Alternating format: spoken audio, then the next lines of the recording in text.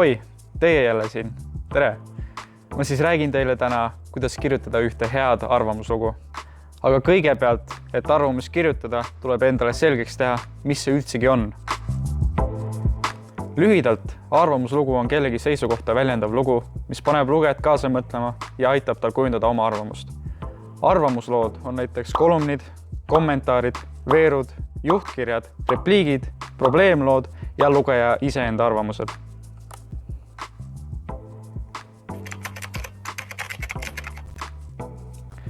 Arvamuslool võib olla mitu ülesannet.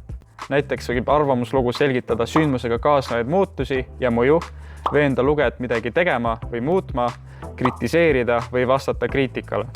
Hea arvamuslugu paneb lugeja kaasa mõtlema, kritiseerib või vastab kriitikale, ennustab, annab juhiseid või soovitusi ning teatud juhtudel kajastab ka väljaande enda seisukohta ühiskondlikult olulistes küsimustes. Arvamusloo aluseks on idee või teema, millest tahaksid kirjutada. Kuna tegemist on sinu enda arvamusega, siis vali teema, mis sind ennast kõnetab. Või näiteks mõni sündmus, mille kohta tunned, et suudad pädevalt ja korrektset arvamust avaldada. Lugu võiks olla päevakajaline, aga kui sa pole väga tuntud isik, peab olema see kirjutatud kas mõne huvitava nurga alt või sisaldama infot, mis pole laiemale üldsusele teada. Võid ka tõstetada uue ja ootamatu teema, eriti headest arvamusartiklitest. Algab uus päevakajaline arutelu. Kirjuta teemast, mis sul on pikka aega hingel olnud ja mille kohta oled põhjalikult infot kogunud. Kirjuta isiklikust kogemusest, mis illustreerib mõnda laiemat probleemi või küsimust.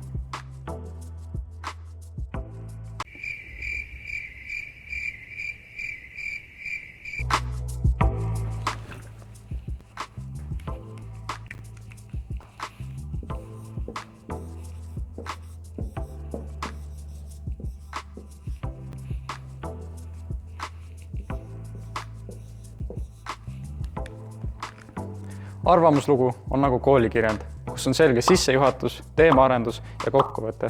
Kuid arvamuslugu on tihedam ja tihtipeale ka lühem. Sarnaselt kirjandile tuleb ka arvamusloo sissejuhatusse anda ülevaade taustast, millest ajendatuna arvamuslugu kirjutatakse. Huvi äratamiseks võib kasutada tsitaati või mõnda muud meeleolu loovat lauset, mis on lühike, ülevaatlik ja võimalikult paeluv. Teemaarenduses hakkad selgitama oma mõttekäiku, tuues oma esitatud väidetele poolt ja vastuargumente, väljendades seejuures isiklikku arvamust, mida esita kronoloogilises, loogilises või probleemi olulisuse järjekorras. Kui oled enda arvamuse kirja pannud, siis hakka lisama detaile, mis su arvamust toetavad. Näiteks esita argument ja seejärel põhjenda seda detailide abil. Oma argumentide tõestuseks kasuta fakte, detaile ning näiteid elust enesest, mis toetavad su arvamuse avaldust. Parim moodus arvamusloo lõpetamiseks on teha ettepanekuid ja lisada soovitusi. Tee omapoolsed järeldused ning koosta sellest arvamusloo kokkuvõtlik osa. Nüüd oskad sa juba päris head arvamuslugu kirjutada, aga siin on sulle veel paar nippi ja nõuannet, et seda veelgi paremini teha. Heas arvamusloos tuuakse välja nii argumendid kui ka vastuargumendid ning kirjutaja peab oma arvamust näiteks tõsieluliste näidete või faktide varal tõestama. Arvamuslool peab olema üks selge fookus, üks keskne teema. Samuti ei tohi unustada, et ükski arvamuslugu ei ründa kellegi isikut, vaid tema arutelu käiku. Arvamuslugu ei ole lihtsalt puusalt lahmimine, kus ei ole ühtegi viidet faktidele, tõsielulistele näidetele ega detailidele. Kontrolli oma loos esitatud faktid kindlasti üle, kuigi tihtipeale võib õnnestuda ka täiesti valede faktidega lugusid avaldada. Ei ole see aus ei lugejate ega avaliku arutelu suhtes. Mõned stiilisoovitused ka. Ole oma arvamuses kindel. Ära proovi olla liiga diplomaatiline. Lisa arutelu veel teadmata fakte või mõtteid.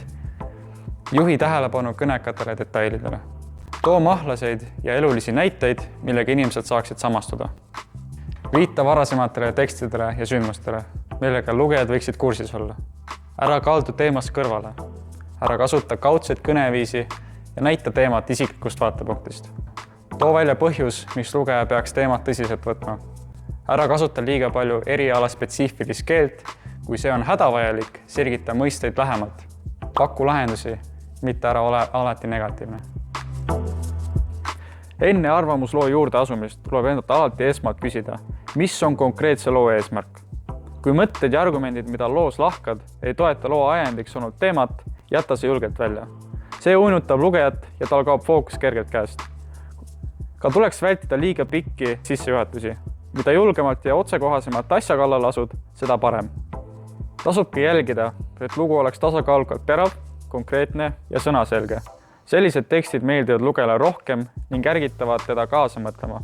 Hea arvamuslugu on see, mis paneb inimesi reageerima ja tegutsema. Aitäh vaatamast!